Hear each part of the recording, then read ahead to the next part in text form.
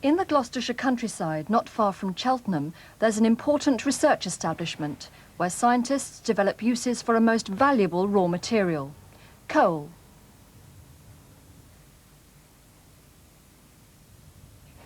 This is CRE, the Coal Research Establishment, run by British Coal. In this film, we look at just some of the work done here.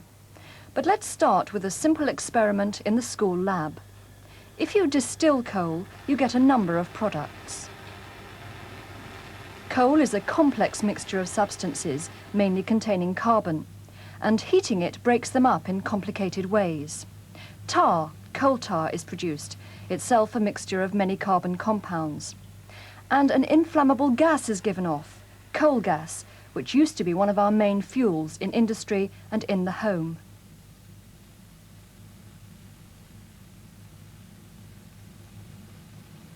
Here's the coal tar, which has condensed out. This used to be an important source of industrial chemicals and still has many uses, particularly in the building and construction industries. When the distillation is complete, coke is left behind. This is more porous and brittle, but harder than the coal we started with, and it's a very important industrial raw material. In the school laboratory, you can easily make coke on a very small scale using a test tube and Bunsen burner. At CRE, where they do a lot of work on coke, they make it on a rather bigger scale in a small version of an industrial coke oven.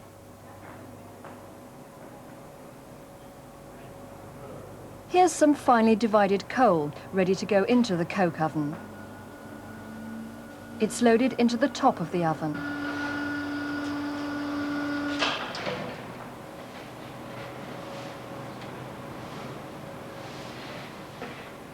This experimental oven is heated by electrical elements built into its side walls. Industrially, the gas made from the coal is used to heat the oven.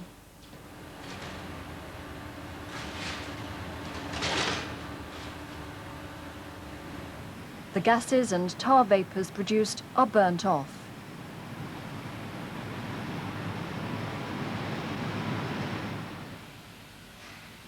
It's an experimental oven, and the temperatures and pressures built up inside can be monitored as the coal turns into coke. After 18 hours, with the temperature at 1050 degrees C, the coking process is complete and the oven can be opened up.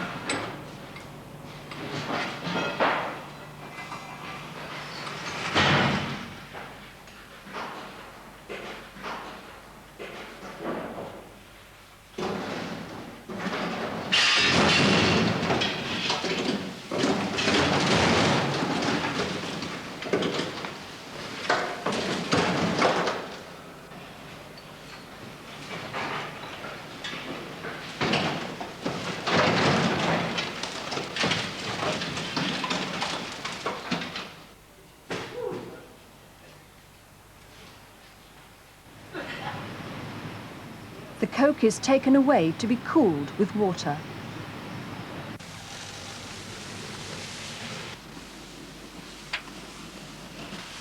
They turn different blends of coal into coke in order to test the quality of the different cokes produced.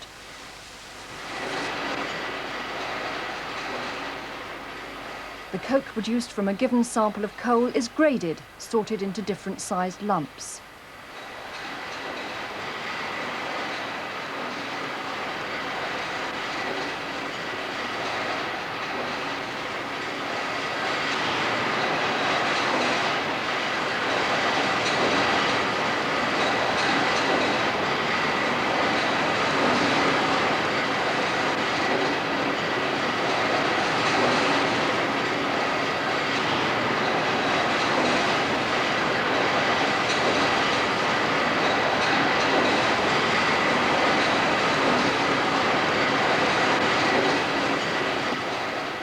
It's important to see how much you get of different sizes, because only certain size lumps are suitable for use in, say, the blast furnace for iron production.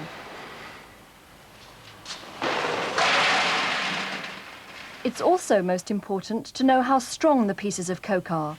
They mustn't crush to powder in the blast furnaces, which would stop the flow of gases in the furnace. One way of testing the strength is by seeing what happens when lumps of each different size are rotated in a cylinder with baffles inside, which fling the coke around.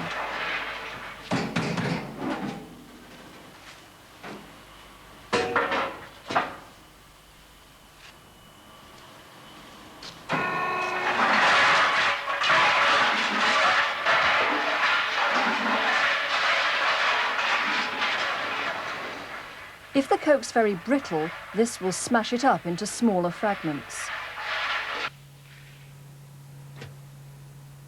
After a set time, they sieve the pieces to discover what sizes the coke has broken down into.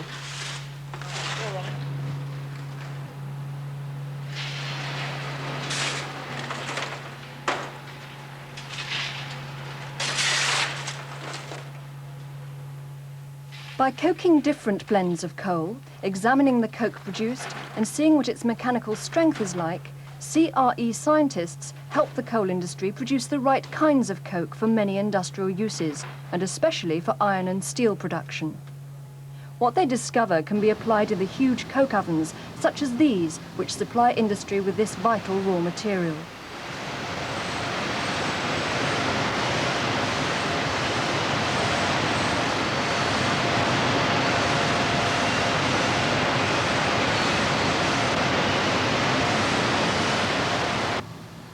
After the coke has been discharged, it's quenched with water, just as in the laboratory procedure.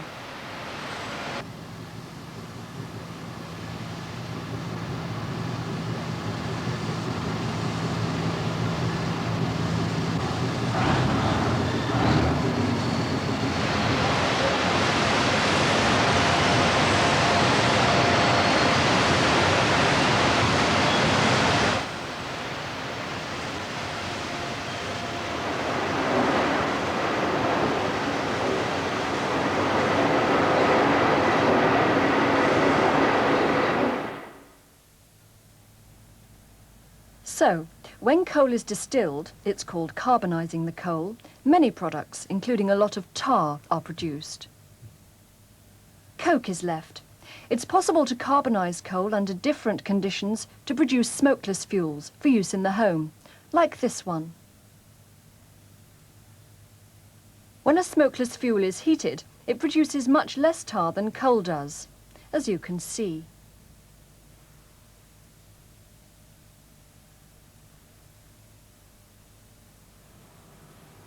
At the CRE, another of the jobs they do is to test smokeless fuels to make sure that they behave as they should do when they're burnt in domestic fireplaces. This is an ordinary grate, but the fire guard carries heat detectors to check that the fuel is burning correctly and giving out the heat it's supposed to. An electrostatic precipitator like this one is used to collect the tiny amount of smoke going up the chimney.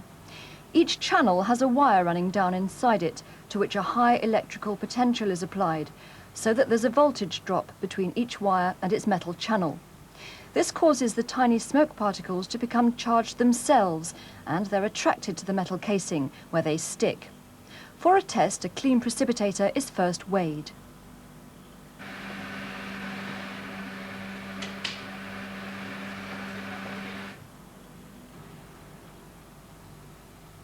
It's fixed in position at the top of the flue above the fireplace.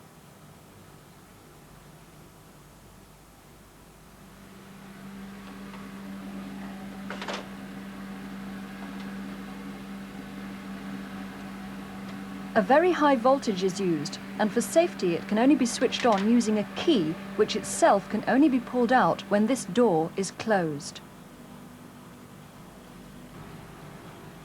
The electrostatic precipitator will now collect any tiny particles of smoke coming up the chimney. No smokeless fuel is completely smokeless, but there mustn't be more than a certain very small amount of smoke. The test runs for several hours, then the current is switched off and the precipitator is taken away and weighed again to make sure that the fuel isn't producing more smoke than it's supposed to.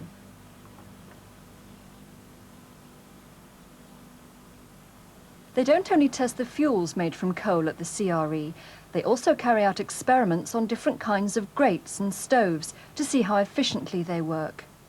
Here's a setup to see how much waste heat goes up the chimney, not only from the fire itself, but also because some of the combustible gases produced may escape up the chimney without burning. The gases going up the flue can be piped off and analysed chemically using this equipment. The chemist measures the rate of flow of the mixture of gases. Any water vapour and carbon dioxide in the gases is absorbed in these glass vessels, and their increase in mass shows how much there is of each. Inside here there's a glass tube containing copper-2 oxide, heated to 425 degrees C. Carbon monoxide present in the flue gases is oxidized to carbon dioxide, and any hydrogen present is turned into water vapour.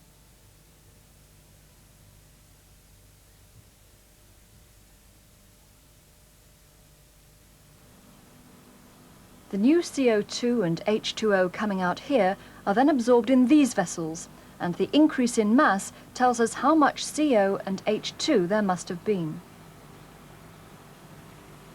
The gases now pass through another length of combustion tube containing copper-2 oxide, heated to a higher temperature, 800 degrees C. Here, any methane, CH4, is oxidized to carbon dioxide and water vapour.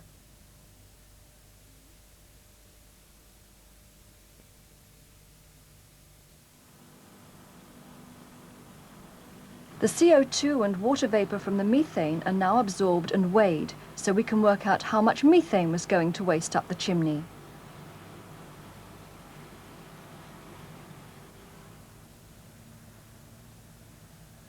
CRE scientists and technologists also design new equipment for burning solid fuels. This is a very up-to-date coal-burning boiler for use in people's homes. This is the heart of the device. Coal is fed along here by a rotating screw. It's pushed up into here. This is inside. As the coal is fed up into the cup, air is drawn in with it through these slots. The air comes in from the space around the burner. This is where the air comes in, and then through the slots. Air also passes up here and comes into the burner through slits around its rim. Here they are. The coal burns here very efficiently because of the good air supply. There's a metal surface above it to reflect heat back, so that a very high temperature is reached in this zone.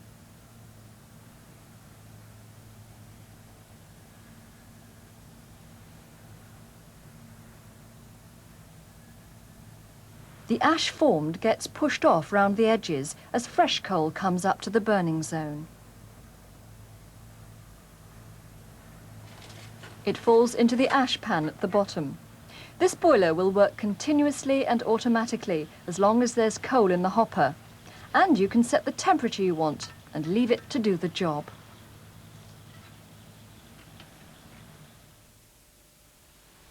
Another way of burning solid fuel. This is what's called a fluidized bed. Sand particles are kept floating in a current of air blown in from underneath. They're first heated up, for example using gas. If pieces of coal are now dropped in, they will ignite.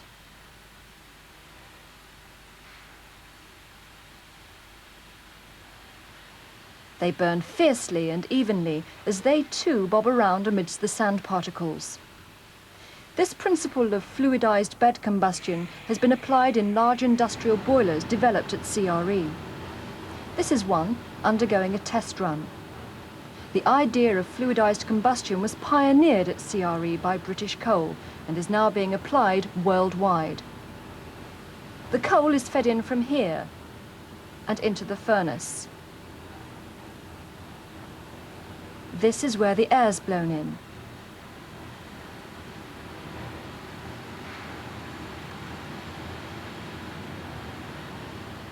You can see the fluidized bed. The bright particles are the burning coal.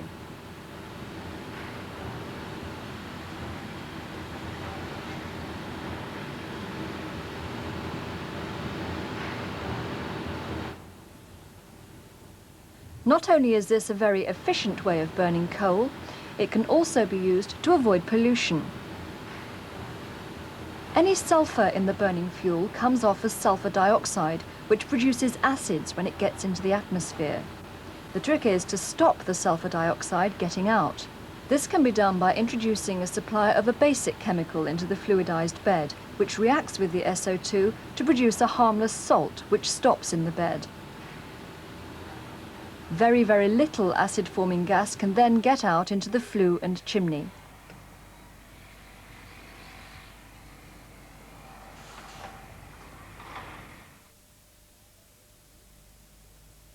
In the old days, coal was distilled in gasworks, and the coal gas, which was one of the products, was used as fuel in homes and in industry. Nowadays, scientists are investigating new and more efficient ways of producing fuel gases from coal. Here at CRE, there's a pilot plant for gasifying coal using fluidized bed techniques. Experimental work in laboratories, such as at the CRE, involves chemical engineering on a large scale, as you can see. It's an expensive and time-consuming business, but it's very important. All the world's fossil fuel resources, including oil and natural gas as well as coal, are precious, and we must learn to make the best possible use of them. Here's another exciting possibility: turning coal into liquid fuels, oil from coal. In this pilot plant at CRE, coal can be made to react with hydrogen under pressure, and liquid fuel is produced. The coal is first dissolved using special techniques. This is a sample of the dissolved coal. Some hasn't dissolved. It's filtered off.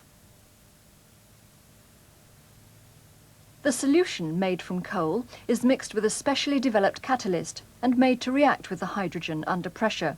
It's called hydrogenation of the coal. The result is a thick black oil, not unlike naturally occurring oil. Here's the pressure vessel in which the hydrogenation takes place. The coal oil produced can be fractionally distilled and separated into useful components. Here's the distillation column. Again, experimental work on a large scale.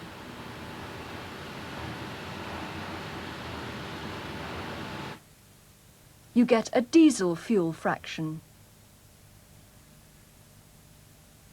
A fraction which can be used to make petrol, and a fraction which can be used to supply useful raw materials to the chemical industry.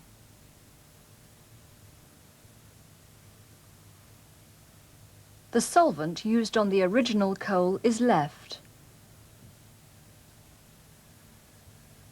This is used again to dissolve more coal and continue the process.